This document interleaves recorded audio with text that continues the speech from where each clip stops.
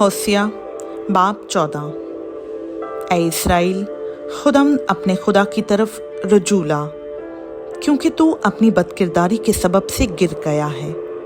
कलाम लेकर खुदम की तरफ रुजू लाओ और कहो, हमारी तमाम बदकिरदारी को दूर कर और फजल से हमको कबूल फरमा। तब हम अपने लबों से कुर्बानियाँ गुजरानेंगे। असूर हमको नहीं बचाएगा। हम घोड़ों पर सवार नहीं होंगे और अपनी दस्तकारी को खुदा ना कहेंगे, क्योंकि यतीमों पर रहम करने वाला तू ही है। मैं उनकी बरगश्तगी का चारा करूँगा। मैं कुशादा दिली से उनसे मोहब्बत रखूँगा, क्योंकि मेरा कहर उन पर से टल गया है। मैं इसराइल के लिए ओस की मानंद हूँगा।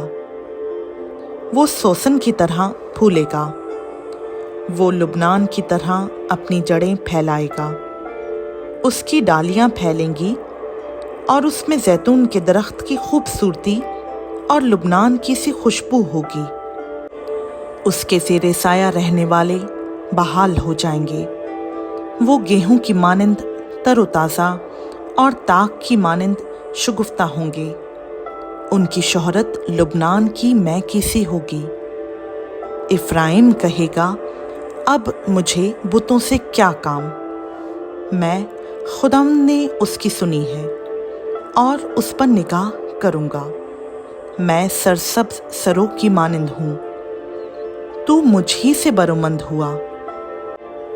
दानिशमंद कौन है कि वो ये बातें समझे, और दूर अंदेश कौन है जो इनको जाने। क्योंकि खुदावंद की राहें रास्त हैं और सादिक उनमें चलेंगे, लेकिन खताकार उनमें गिर पड़ेंगे। खुदावंद का पाक कलाम का पढ़ा, सुना, समझा और कबूल किया जाना हम सबों के लिए बाइस से बरकत हो। आमीन।